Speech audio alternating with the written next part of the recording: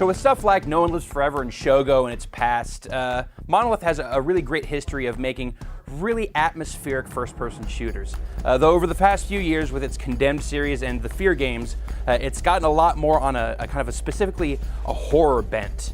This trend continues with F.E.A.R 2 Project Origin, which has the same sort of mix of high-tech firefights and crazy scare-your-pants hallucination stuff as its forebear did.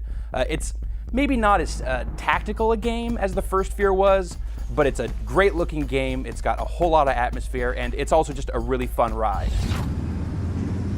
Nice of you to join us, sunshine. Now, F.E.A.R 2 picks up just before the end of the first F.E.A.R, and this time you're playing as a different character, so you actually get to see the events of the end of the first F.E.A.R from a different perspective, which is kind of a neat touch.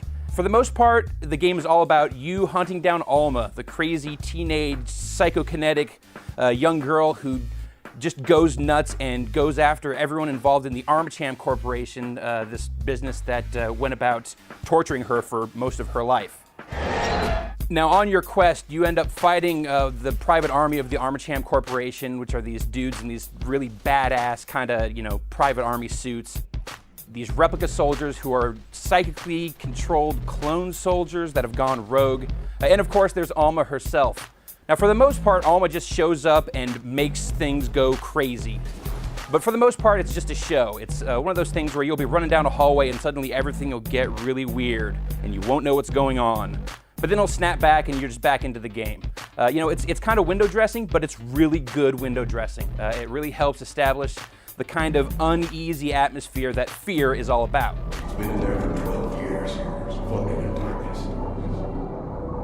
The first F.E.A.R was all about kind of the fear of the unknown. All this crazy stuff was happening and you had no idea why. Much like with Condemned 2 Bloodshot from 2008, which explained much of the stuff that was going on in the first Condemned, F.E.A.R 2 does the same thing. You get to know a lot of the things that were happening to Alma with the Alma Corporation, things that were kind of, behind the curtain before. That might seem weird, but getting to see all that stuff and knowing like how deep this grand conspiracy goes is kind of terrifying in its own way. Now, the first F.E.A.R was a pretty tactical game. You had enemy AI that was smart about flushing you out from cover, taking cover when it needed to, making its own cover by flipping over tables and stuff, flushing you out from cover with grenades. They still do that in F.E.A.R 2, but it seems like there's just so much more ammo at your disposal, more armor, more health packs, more really kick-ass weapons in general, that it's not that big of an issue for you to just run up on a dude and smoke him. So it's not as challenging a game, but it's still really satisfying just because of the hard-hitting feel of all the weapons. And there are also just a lot of great set pieces in F.E.A.R 2 as well. One of the best examples is there's a couple sequences where you get to pilot these huge mech suits, which you've kind of been running away from for most of the game up to this point. So when you finally get in one, it's super satisfying. It looks great, the way that there's these kind of imperfections in the video display that you're seeing from inside the mech suit.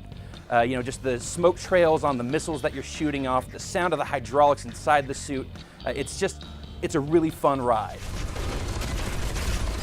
F.E.A.R 2 also an incredibly linear game. There's very few points where you're not sure where you need to go. There's no sort of map system whatsoever. It's just move forward and shoot dudes, which again, it makes it a less tactical game, but it keeps the momentum going forward, which is one of F.E.A.R 2's biggest strengths. Now, this also means that you're going to blow through the single-player game in F.E.A.R 2 pretty quickly. Now, there's also a multiplayer element to F.E.A.R 2, but it feels kind of by the numbers. It's pretty standard stuff. You've got deathmatch, team deathmatch, capture the flag. You've got control point mode, a mode where you have to defuse a bomb.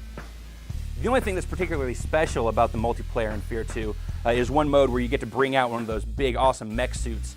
But it's one of those things that's kind of better in theory than it is in practice, just because the only thing that seems really effective against these big mechs is another mech. So if you're just on the ground, you just find yourself kind of dying over and over again. I know I've said the word a few times already, but F.E.A.R 2 is really just kind of a ride. You get on, you move forward really fast, a lot of crazy stuff happens, and when you're done, you don't really have much to take away from it, but it was still a whole lot of fun.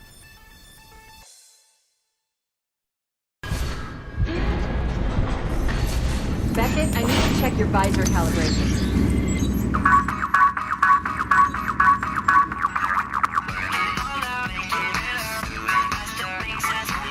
Good, you're set.